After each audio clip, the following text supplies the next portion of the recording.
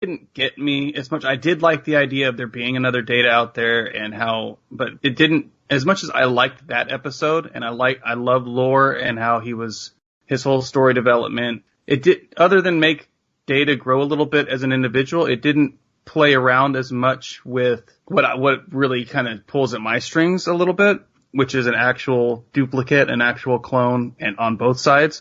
So it was only like one-sided for Data. Lore was like, I'm just going to use this guy to get what I want. But this episode, it played around with a lot of ideas and a lot of aspects that don't just come along with having a doppelganger. This plays along with how people grow as individuals based on the experiences that they have, how people would feel emotionally if they did come into a doppelganger experience. A lot of eye-opening experience of the decisions that you've made in your life and where it's taken you. What are you going to do from the third-person perspective to not make those same mistakes and decisions? And ultimately who we are as an individual, that even though we have the knowledge and experience, our willpower is drawn and directed by the type of people that we are. Okay, I'm sorry to everyone else who's ever been on this show, but that was one of the best explanations for picking an episode we've ever had. I mean, it was pretty darn good. I was just like, wow, that's so eloquent. Yeah. Everyone else who's been on has been crap. No, I'm just kidding. You're welcome. So let's get into Second Chances. This is Season 6, Episode 24. It first aired on May 24th, 1993. It was directed by Geordie LaForge, LeVar Burton. Woo! Yay! Good job. So we got to see little bits of Geordie in this one, but not as much Geordie because he had other business to attend to. The story was by Michael A. Medlock, but the teleplay was done by Renee Echevarria. Thank you. See, I don't have enough background in other kind of languages, actually. Because this episode starts out with a captain's log, and we love captain's logs here. The captain's log is stardate 46915.2. So that's Thursday, August 7th, 2369, about 7:30 at night, and that's Eastern time. They are orbiting Nervala 4 to retrieve this sort of scientific data left by Starfleet 8 years ago. It's like a station. Anyway, but we find out 8 years ago they left some stuff. We go to 10 forward, and Riker is, of course, playing his trombone. After he finishes a song, he asks for requests, and Troy is heckling him because she shouts out Nightbird. And he ignores her until no one else gives a request. And it's heckling because he has tried for 10 years to get the part right, and he hasn't. So, so he's, in his civilian clothes, but he's wearing his communicator. And, after they start the song, like before he can even play, he gets a calm message from Data that he needs to come to the bridge. So he says, Saved by the Bell, which I don't know why, but I thought that was really silly and funny. I liked it. I always think it's funny in Star Trek, it's supposed to be so far in the future, and it makes me laugh when they use common expressions that we still use today. So, quote unquote ancient expressions. Yeah, ancient expressions. It just always makes me laugh. I'm like, I'm glad you guys still know what Saved by the Bell means. I mean, there's bells and alarms and things still. True. It's not necessarily like the save button that looks like a disc that some children have no idea what it is. Exactly. Or saying hang up the phone. Yes. Hang up the phone. I'm glad that one amused you. So, on the bridge, Data tells Riker that they can transport to the surface sooner than they initially thought. The window of time they have is like 26 minutes to be down there, and they have 3 days, and they can only do it like once a day for that 26 minutes. So they only have 3 tries to get down there to retrieve this information. Like there's some sort of a distortion field that keeps them from beaming down or back, and that's what that 26-minute window is. If they don't get it in that 3 days, they have 8 years to wait before they can do it. So That's why they haven't gone. That's why it's been 8 years since this had happened, because there wasn't any sort of break in the distortion field for them to go back. Because, it's every 8 years. Because it's how close it gets to their sun or whatever, I think. Isn't that what they said? Yeah, they said it was based on the planet's rotation. I just kept wondering why they couldn't send down a shuttlecraft. They never addressed that in the episode. Like, a simple solution to the problem is, we'll just send down a shuttlecraft, and then you can go down and come back whenever you like. Well, because at some point they were talking about, like, a ship having a problem in the distortion field or something, and that's probably where we get our predicament here. So maybe they wouldn't have been able to do that. So we have Riker. We have Riker, Data, and Worf, and some unknown security officer. I don't know who she is, but they all beam down to the planet. Riker's been on this station before because he led the evacuation, he was on the evacuation team, because at the time he was just a lieutenant. They've noticed there must have been some survivors or something, because there's like earthquakes and stuff, and anyway, but because there's like this sort of homemade patch to maybe a hole or something, and everything's cleaned up, because Riker says, this place was a mess the last time I was here, So Data, on his little, tracker device, says that there's humanoid approaching. The door opens, and it's Riker. It's a hobo Riker. Hobo Riker. Because he's wearing, all like shredded clothes, and he's disheveled and everything. So, this is perfect commercial break time, right? Hobo Riker. That's good. So we see the intro, song, Enterprise, all that good stuff.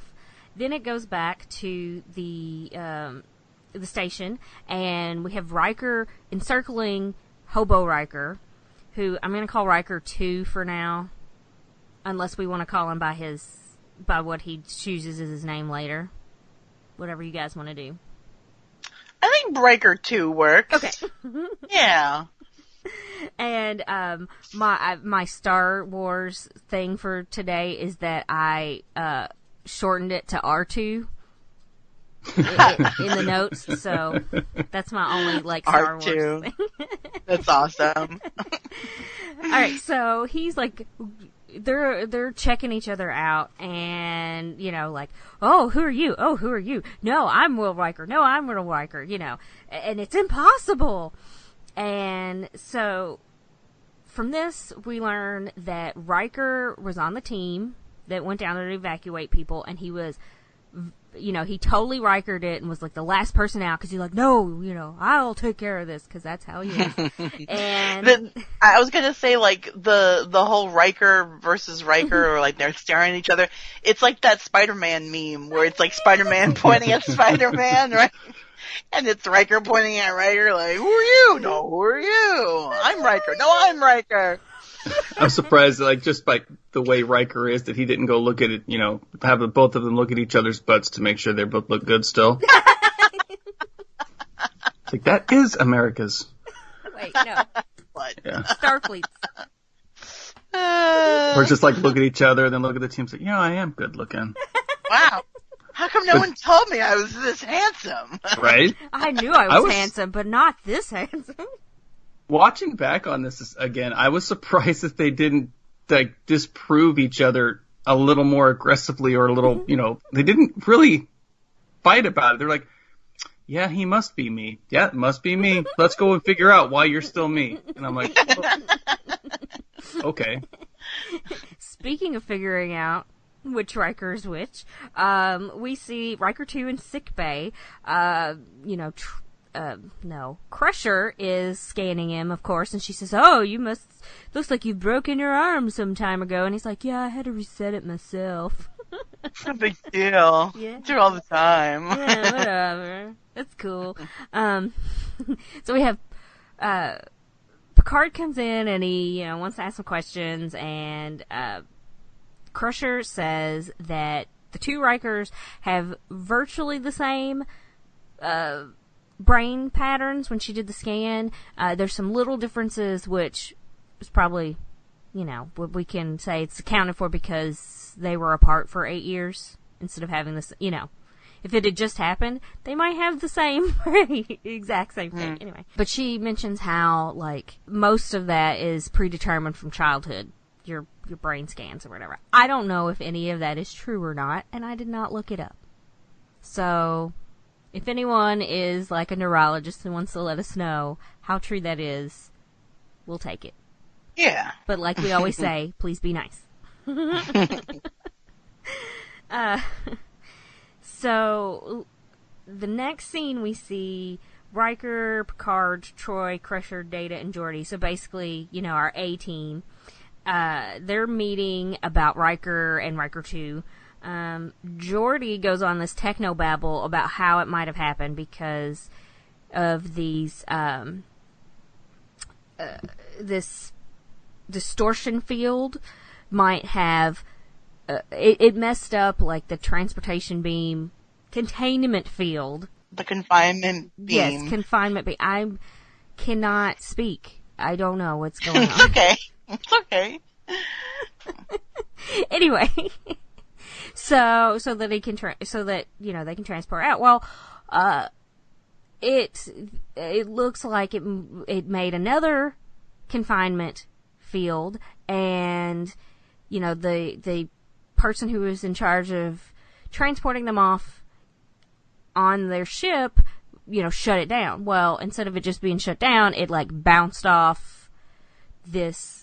It bounced off and the distortion field and came back, and instead of just, vaporizing away, or that's not the right word, but instead it deposited a copy of Riker back on the station. So this is how we end up with two Rikers. But in the fake science world of Star Trek, this made total sense to me because I was about to ask you about this technobabble. You can technobabble your way out of anything in Star Trek, but you kind of understand, he's beaming them up. It seems like he's losing, the confinement beam. So he initiates a second beam to bring him up and then merge the patterns in the transporter room. But instead, the first one worked just fine, and then the second one, he just stopped it, but then it somehow got deflected back down, and then that's how you make a copy of Riker. Which, who knew that the transporter could also be a photocopier? But I think that we've proven that, you could also make copies with a transporter. It's funny, shooting through that disruption field, they had 200% better odds this time, because they not only brought Riker up successfully, but redirected a second one down, than that one transporter did in the original Star Trek movie, where it just turned that person into a blob. Yeah, right? That, yeah, that's absolutely true. You see how far, again, it's not real. I know it's not real, but it's sort of real. But, you see how far, the transporter technology has come, because that's, one of the big opening moments in the motion picture when they're trying to beam somebody up and something happens with the transporter, and, the poor person in the beam screams. It's, this terrible, ah! And then they just, they obviously don't survive. And, so here, now we're making copies of people with the transporter. Making copies. But if you think about, us, where we are now in real life, how far technology has come just in 50 years, how